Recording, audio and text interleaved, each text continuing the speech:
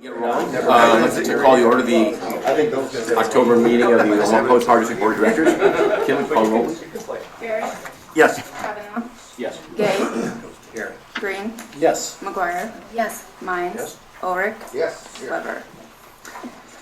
Item number 2, announcement regarding public notice of meeting. Notice of the time and place of this meeting was publicized by notifying the area news media, by publicizing same in the Omaha World Herald and outlets, by displaying such notice on the arcade level of Energy Plaza since October 10, 2014, and by mailing such notice to each of the directors on that same date.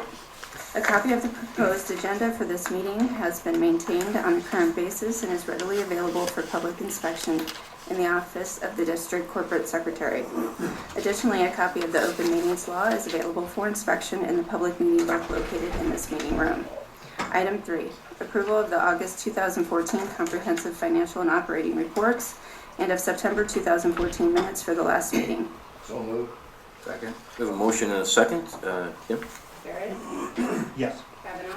Yes. Gay. Yes. Green. Yes. McGuire. Yes. Mines. Yes. Ulrich. Yes. Weber. Motion passed. Item 4. Persons wishing to address the Board of Directors on a particular item are asked to approach the microphone as that agenda item is discussed. Comments will be heard following board discussion of the item and prior to a vote by the board. Persons wishing to address the board on all other matters will have an opportunity before the close of the meeting. Item 5, resolution number 6014. Now therefore be it resolved by the Board of Directors of the Omaha Public Power District that management is authorized and directed to negotiate and enter into a contract for reactor services and fuel handling support at Fort Calhoun Station in the amount of $1,300,000. So moved. Second. We have a motion and a second. Ann? Yes. This spring 2015, we're having a refueling outage at Fort Calhoun.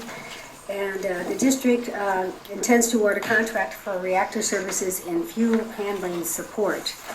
The station has to perform reactor services and fuel handling activities every outage, and it relies on supplemental personnel to perform this work. The activities require highly skilled and trained professionals capable of working safely and efficiently in a nuclear plant environment, and a limited number of contractors have the ability to do this. There are 3 possible bidders, Masterly Energy Services, Areva, and Westinghouse. And we've had experience with each of these vendors. Masterly has held the previous refueling outages. Usually this is a 20-man team that comes in, and they will assist OPPD's team, which is usually about 10 additional personnel for that. Due to the complex and unique nature of this work, the compliance with the sealed bidding provisions would be impractical and not in the public's best interest based on the following. There's only a limited number of contractors, only 3 people who have the experience that are qualified for this. Also, we have a limited number of contractors who can provide the professional qualified supervisors and to perform these services. And finally, it's critical to have direct negotiations with potential contractors to openly discuss and resolve any complex technical and commercial issues and address them in the resulting contract documents. So based on this information, we're asking the board to authorize to allow management to negotiate and award a contract for the reactor services and fuel handling support. The estimated cost again is $1,300,000. Any questions from? Directors, anything? Seeing no comments from the directors, is there anyone from the public care to comment on this particular item?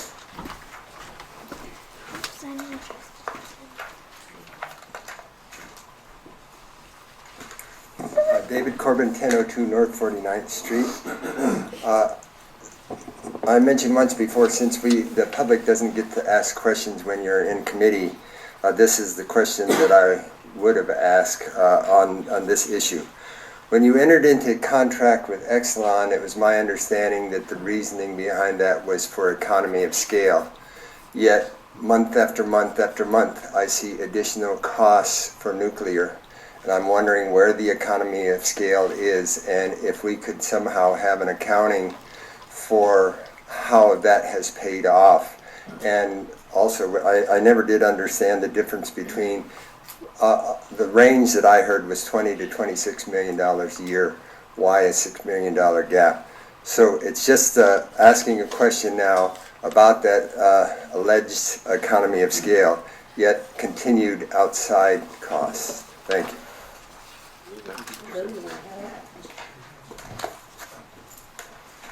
I'll take it from two perspectives. I'll reflect back. I think last month we talked about pressurizer heater replacement, and that's not a unique, I'll say, type of modification that even in the fleet that we wouldn't bring outside either technical resources or support resources to do.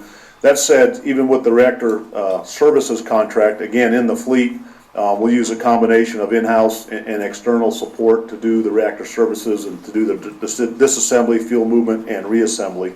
What we'll see from the fleet with respects to this refueling outage is additional oversight so that the contractor performs in line with expectations of the fleet, as well as when we do the negotiations, we'll ensure that we're getting the consistent price that we'd expect from the fleet also. So again, it's a combination, even in the fleet as we move resources around, we'll supplement that with external expertise, especially during refueling outages. Laverne Drain, 4728, 321 South 31st Ave. Now, I moved. Anyway, my question is, are we going to be displacing fuel? Is there enough room in the pool? And then is that going to be moved, is any going to be moved into the concrete casts, if that's an issue?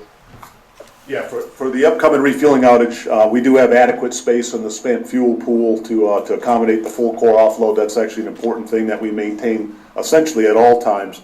And then the first or the next campaign to move to the dry cask storage will be about in the 2016-2017 timeframe. But for the next refueling outage, we've got full discharge capability.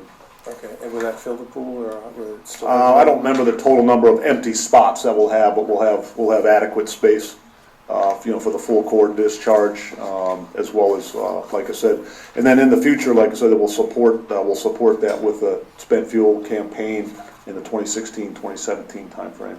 But the intent is always to be able to maintain the ability to have a full discharge. And just as a general observation, Exelon and the crew that's been brought in, I found to be far superior than the crew that they replaced. And so I just want to let you know that I've really appreciated, it feels like a much more talented group of people running the plant than it was before. So I do want to thank that change, even though it did cost money and there's issues and blah, blah. And we don't discuss personnel matters. Seeing more comments, can you roll, please? Barrett, Yes. Kavanaugh, Yes. Gay, Yes. Green, Yes. McGuire, Yes. Mines, Yes. Oleg, Yes. Weber. Motion carried. Item 6, resolution number 6015. Now therefore be it resolved by the Board of Directors of the Omaha Public Power District that the proposal of Transamerican Power Products, Inc. in the amount of $14,491,977 million for the purchase of transmission tubular steel poles for the 345 kV MTP-NT and 69 kV line 58-71 transmission lines is the lowest and best bid received on request for proposal number 4360 and is hereby accepted. So moved. Second? We have a motion and a second, John? Thank you. These are two separate projects that are combined for the purchase of poles. The first project is the 345 kV line, which we're building with Southwest Power Pool and the other agencies from, and this line will connect from Nebraska City to the Bowling Creek substation by Marysville, Missouri, where it'll tie in with Kansas City Power and Light line that's going to connect at that point. On the 345 line, these poles are 120 feet tall and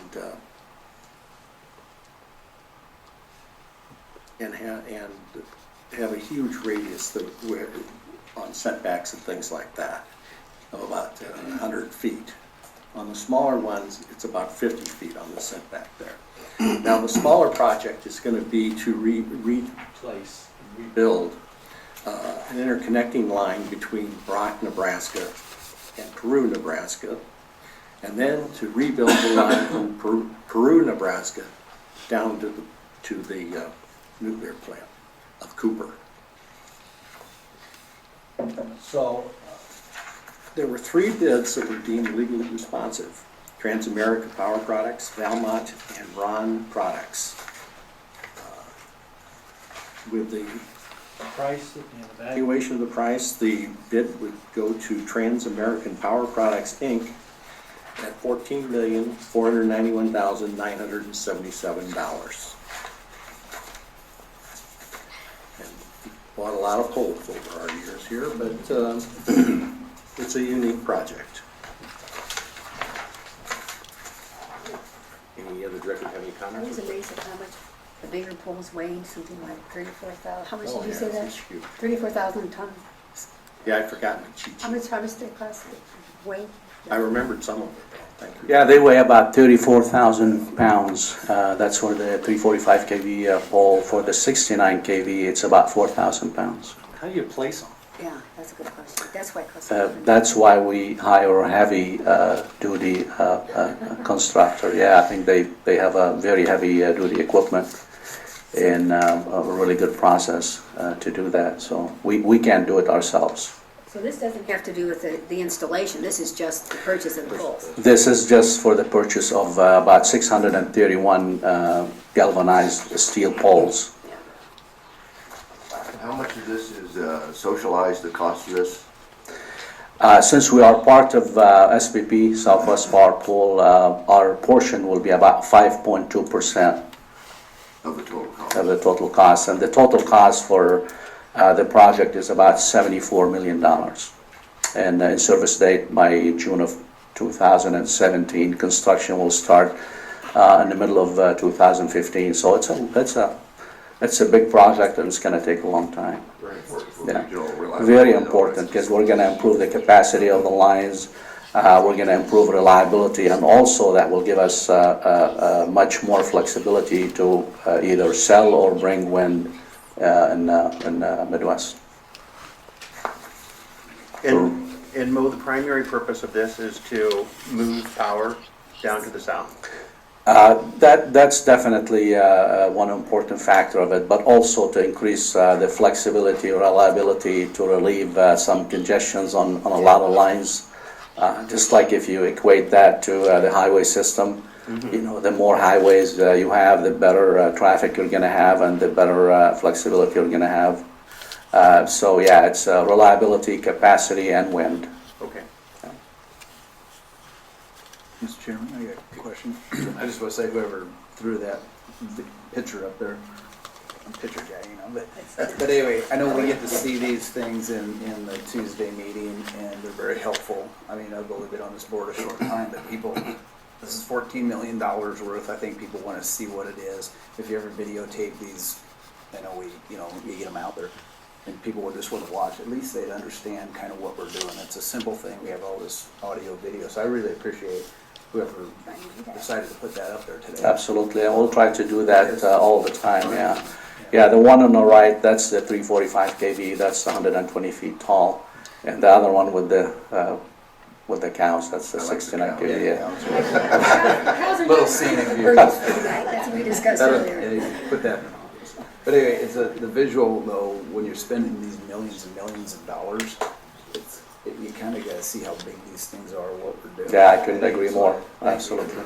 Thank you for starting to do some of these things, and I know we can't do it on everything, it's pretty boring and all that, but anyway, appreciate it, whoever did it.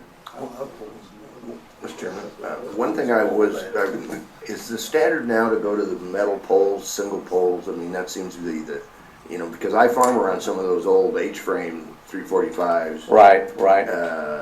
And they're way annoying compared to these. Yeah, absolutely. In the old days, the technology was not quite there, so we had to go with H-frame, which, takes a lot more land, and the clearance that Director Green was talking about, the 100 feet, used to be much larger. So with these single poles, they're really less intrusive on the environment, and they're plenty strong. So the technology is allowing us to do that now, and they're cheaper too. So it's a win-win all around. because typically transmission lines don't necessarily follow the road, they go right through the field. That's right, and most of our poles are gonna be single pole. Only in areas where we have a lot of tension on the line, we call them dead end, that's where we're gonna have to have much more powerful poles. Because you'd be amazed how many times you try and plant between those two. Yes, you gotta be careful. Yeah. Turn off the TV and pay attention. Yeah, and the radio. Yeah, it's hands-free, that's why I told you not to listen to Rush Limbaugh. Works your heart. We're gonna discuss easements next, on the next agenda. Yes. I know, but on these, or the easements, is it easier to place this kind of thing, or is it always kind of a hassle no matter what you do? You know, we have a really good process now where we involve the community and all the potential impacted customers in the process, and that really has worked very well for us. So far, with most of the projects that we have done, we've been able to, you know, kind of be very successful and make sure we work with everybody in a good way. On this specific line, we're about 50% done with the easement. And we have not had to use any of the eminent domain. You know, we hadn't have to condemn any properties. So our process is working very well. I guess what I'm saying. Yeah, well, you know, knock on wood, but yeah, it sounds like it's going very smooth considering what you do. But was it yesterday? I mean, it's easier. Yeah, really, that's due to the very transparent process that we have in place, and the really strong communication with the customers. Thanks. Mo, I just had a couple of quick questions. Are any OPPD professional workforce going to be utilized in either footings, the poles, stringing the lines, or be on site? Yeah, most of the time we try to use our own workforce because they're experts at what they do, and they do such a great job that's what we want to do all the time. But at times when it gets to 345 kV lines, we don't have that expertise in-house. We do some of that work, maybe when it's a much smaller project, maybe when we have some outage that we have to respond to very quickly. But on a large-scale project such as this project, and we're talking about 180 miles of transmission line, our part is about, or our portion is about 45 miles. It doesn't make sense, and we kind of have to use outside help and assistance on that. But any time that we're able to use our own workforce, again, that's what we want to do because they're incredibly good at what they do. And another thing, so a couple of the towns or villages are going to see some economic impact from having construction workers stay there and eat there. Yeah, I would assume so, definitely. Okay. Here's another one on my creative side is, out of all those towers being built, could there be a micro turbine placed on top of them? So you're getting electricity going through it, and then with the size of the height and the torque and the footings and everything, a micro turbine. That's just my 20-year plan. Okay, well, yeah, right now I don't believe there's anything similar to that, but you never know the technology going forward, so I don't know if that's an answer, but yeah.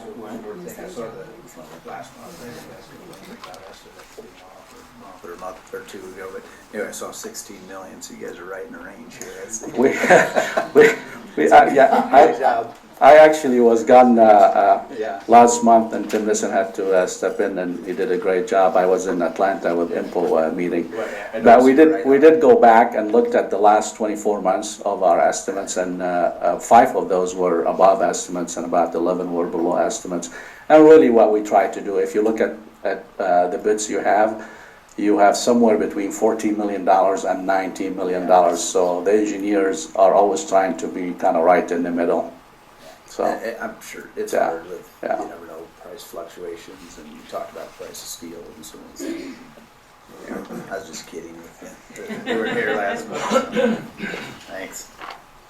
And that's one other thing, when you talk price fluctuations, the people who, Transamerica, they did have an escalation cost, and you looked at that price escalation. yes, Safety and risk. yeah. TAP does have an escalation price, but the second price is about $2.5 million more. So what we did, we looked at the escalation price and we looked at the risk, and we figured out that the price of steel has to go up by 34% before they can even match the second bid. Looking at historically at the price of steel and looking at the projection in the next year or so, and we included a lot of people in that decision, and we felt very confident that that is the best recommendation to the board. So we're pretty confident that this is really the best, and the price of steel, shouldn't go up 34%. Plus, our exposure is only about a year. The delivery completion of the delivery should be in November of 2015, and we're going to receive some in incremental. So, and we're watching this closely. I think with the price of steel, what we're going to do, we look at that every 3 months, and it's all very very documented. So the next time we'll look at the price of steel will be in January of 2015, and then 3 months after that. We're pretty confident that's going to work out pretty well. Any other questions? Thanks, Mo. Okay, thank you. Thanks, Bob. Anyone from the public care to comment on this particular item? Seeing no one, okay, please call the roll.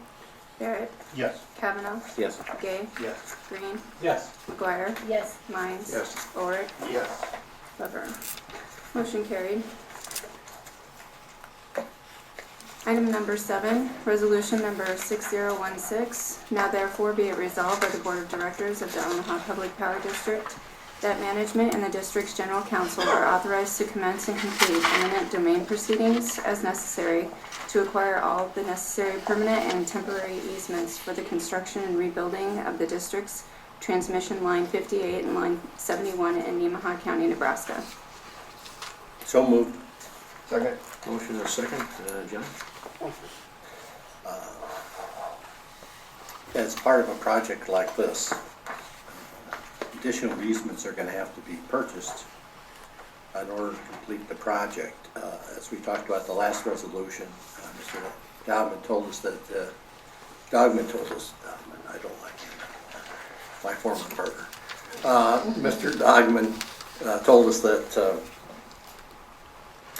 the easements had been negotiated. This resolution is in case they don't get negotiated. This is the stick that goes with the carrot. And it allows the district then to acquire those easements if voluntarily agreed upon easements cannot be had by using the power of eminent domain. Okay. Anyone else? The board? Comments? Seeing none, is there anyone from the public care to comment on this item? Seeing no one? Okay. Barrett, Yes. Kavanaugh, Yes? Gay, Yes. Green, Yes. McGuire, Yes. Mines, Yes. Ulrich, Yes. Weber. Motion carried. Okay, the next item on our agenda is President Gates' monthly State of Utility Report. Thank you, Mr. Chairman. I'll start out as we normally do. We'll just walk through the operations of the company. The Nebraska City Station, Nebraska City 2, was removed from service on the evening of September 19th to execute a planned maintenance outage. We had a great number of things to do. One of the main things was the air preheater, which is a rather large radial basket that preheats the air. We need to work on that and replace some sections. The unit was scheduled to be out of service for 7 days. It returned to service a few hours ahead of schedule. We did have a major storm hit the Nebraska City site, a tornado. The generating station stayed online. However, a number of the poles down the access road were forced down. I'll cover that a little bit later when I talk about the T&D portion, but there was great work done by our T&D group as well as the energy production group to fix that. We're doing a major overhaul of our Sarpy County Unit Number 3. That's a combustion turbine. Have not done that before. It started on September 3rd. It's a very long outage, scheduled to come back May 29th, 2015. That outage is currently ahead of schedule. With regard to renewable energy, it contributed 14.1% of our retail energy sales in September, and the renewable portfolio capacity factor was 44.2%, so very good. With regard to Fort Calhoun Station, the station's been online about 210 days so far this year and running very well. Since we last met as a board, we've done major maintenance, and I would say the highlight of that is the overhaul of our diesel generator number 2. That's one of our emergency diesels. It's required on a frequency, and that overhaul used a lot of lessons learned from previous overhauls and went very well. You also recall that last January we had to reduce power at the unit because we had some sluice gate issues. So we're going through and inspecting all the sluice gates now in the fall when we have access to them and it's not winter, and preparing to avoid any issues with those this winter coming up. One of the primary areas of focus at Fort Calhoun Station is the upcoming refueling outage, which is scheduled to start April 11th, 2015. And we're going to put a lot of projects into that, but also key to that is scope growth. So we're making sure that we are not trying to do too much too quickly. And there's been some projects eliminated from that outage and moved to other outages. So that review continues. In the regulatory area, many of you know, there was a public meeting on September 25th to go over our problem identification report. That had good reviews on the first part. There's more work to be done on the resolution part. We anticipate having another visit from the NRC and clear that up. 3 of the 4 criteria for exiting the 350 process have been satisfied. We had a team go back and meet with the Advisory Committee on Reactor Safeguards with regard to flooding at the station. That went very well, and a lot of information was shared. And as you might have heard, the National Nuclear Accrediting Board reaccredited all of the maintenance programs going forward for another 4 years. We continue to have a normal set of inspections. The most recent has been radiation safety, which went very well also. With regard to the Exelon contract, which was mentioned earlier in some comments, the integration continues to be essentially on schedule or a little ahead of schedule. And we can see the changes as the new processes come in, helping the effectiveness of the plant. In the T&D area, we try here at the corporation, and we have a great team of men and women that do it, to make sure we're leaders in the industry and we're providing forums where that leadership can show and we can learn. So OPPD hosted the 38th Annual Iowa-Nebraska System Protection and Substation Conference. For some people, that's a very exciting conference. It's 3 days, 16th through the 18th. You might have missed it on the news. You might have missed it on the news, but it was pretty well mobbed and sold out. But it did provide a real insight into what the future is, and there is so much future. Maybe it is wind turbines, Director Barrett, but the sponsors included Burns & McDonnell of Kansas City, GE Digital. We planned and coordinated the whole conference, and thank you to the leadership of that for doing that, because it really puts us in a leadership position. I mentioned earlier about the poles that came down at NC2 and really restricted access. That was on September 9th with high winds in the south rural area. Crews worked through the night to get those out of the way and restore power so we could have access to the station and get power back. At the peak, we had about 1,350 customers out. And again, the men and women in T&D just continue to perform outstanding in returning people to service when they need it, including ourselves, such as the Nebraska City Station. In finance, this was a big month. We went to an LPPC investor conference. That's where a group, Edward and some folks, went to New York, and essentially for about a day you had a number of investors come in and ask questions about our corporation. It was received very well, very positive results of all the 40 investors that came to look at how we're performing. On a good note, with regard to flood recovery, we did receive $9.9 million from the Nebraska Emergency Management Agency. That's for the flood back in 2011. So we're still building money from that. We've recovered approximately $20 million from that group so far, so we're continuing to process those flood claims. We had a bond sale that we talked to you about earlier, and we just concluded another bond sale yesterday, actually, and it'll be closing on November 5th. I'll just highlight, we're going to update you in detail at the next board meeting, but it was a very good advantage for our customer owners, and it had a little bit of the authorization that the board had given us, so we had room to finance some more. But I'll give you some of the highlights. The interest rate that we got was 3.69%. Which is very low. It's a $13 million net present interest savings over the next 26 years. As I said, it'll close on November 6th, not 5th. The total net present value interest saving for the refunding of all the district's subordinate debt that you gave us permission to do as a board is approximately $30 million over the next 28 years as we've gone through these tranches. So outstanding effort and very late breaking news. That was just yesterday. With regard to our customers, we continue to work with several large energy efficient initiatives. We're working with Creighton on 11 buildings. We've been awarded a contract with Offutt Air Force Base for $3.1 million to implement Echo 24/7 initiatives. That's our 22nd task order with Offutt, so you don't get that without performing well, and they keep coming back to us.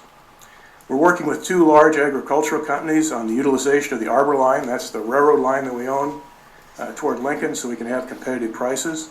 Anything we do there, though, we can assure you will not impact coal deliveries to the NC plant. And the OPPD management team and the Offutt Air Force Base wing, the 55th wing, met to discuss OPPD system modifications on the base and had the opportunity to be a part of the 55th wing's mission review. So very good relationship with Offutt, as it should be. A couple updates on specific issues for the men and women at OPPD. We did the Race for the Cure, the Susan G. Komen Race for the Cure, on Sunday, October 5th, and had participants in that, as well as a very significant summit. Our Young Professionals group, on an annual basis, has a summit, which is an interactive event aiming at giving young professionals networking and other opportunities within the company. We had 130 employees involved in that, young professionals. Some of us couldn't get in to that category of being a young professional. The young part. But we had some featured speakers. Senator Dave Landis spoke, Dr. Shane Fartar from UNL. The attendees looked at leadership, Q&A with OPPD senior management. They had a chance to ask any questions they wanted of our senior management team. And the Young Professional of the Year Award was given. The winner of this year's award was Maurice Kimsey in Engineering System Operations and Cost Management. Mr. Chairman, that concludes the State of Utility. Thank you very much. Our next item on the agenda is the opportunity for comment on other items of district business from members of our public. If anyone cares to come down and speak, we'd ask you to address when you arrive at the podium. Please give us your name and address. Remember to be civil, and please try to limit your comments and questions to 3 minutes. Back to Corbin Yard. David Corbin, 1002 North 49th Street. First of all, I want to thank Mr. Gates for, again, going to be at the Wind and Solar Conference. You have a lot to brag about this year, and I'm looking forward to hearing your comments at that. I do want to point out that it is the Wind and Solar Conference. And solar is an area where I think OPPD needs to start making some changes. And I've had the opportunity over the last few weeks to meet with some very smart people, electrical engineers, the Nebraska Office on Energy, community organizers, and I know that there are wonderful programs out there that if you keep saying that solar is too expensive, and we don't agree, but if you keep saying it's too expensive, at least get out of the way of those people who don't think it's too expensive and take away the bureaucracy and try to work for us, with us for legislation for the state to make it easier for those people who do want to have solar. Like I said, there's a lot of very interesting initiatives that help people to finance their own solar, to have community gardens, and of course we've asked that your green fund be directed towards solar, and we're still waiting to hear from that.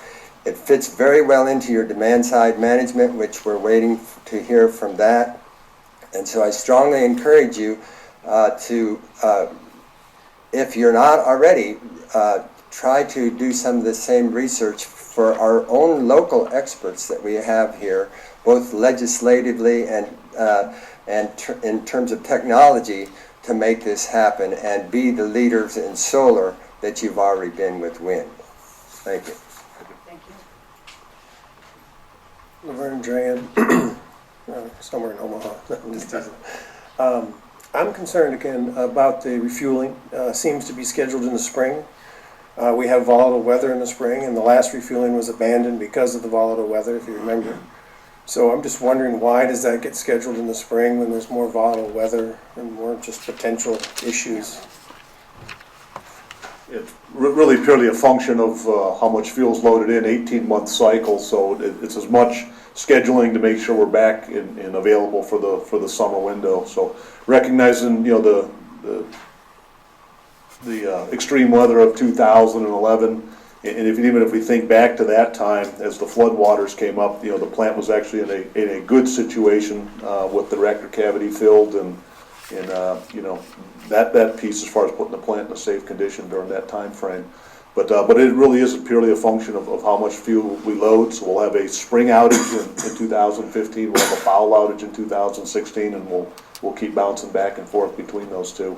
As much as just driving when we want the plant available, which is typically the summer window, and as we saw last year in particular, certain parts of the winter window become equally important from a power supply standpoint, from a grid reliability standpoint. But also, in the springtime, we take very extreme precautions while we're shut down. And Mr. Gates mentioned about how we're leveraging the scope for the refueling outage. That there's always a protected train of components, including off-site power sources, including on-site power sources from the diesel generators. Such that if there is extreme weather that comes in, the plant's in a good condition from a shutdown safety standpoint.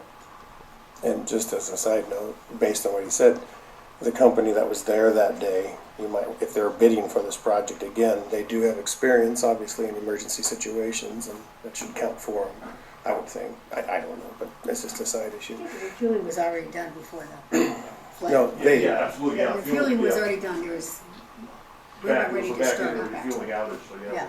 We were waiting for an inspection that never happened. Some plants are on 12-month schedules too. It's just the nature of Fort Calhoun, Yeah, right? I'd say it's actually a mix. There's a few that have even gone to 12-month for other economic reasons, and it's a mix between 18-month and there's plants that are on a 2-year fuel cycle also. And it's a little bit of function of the boiling water reactors are typically on a 2-year, the pressurized water reactors are typically on 18 months. Okay.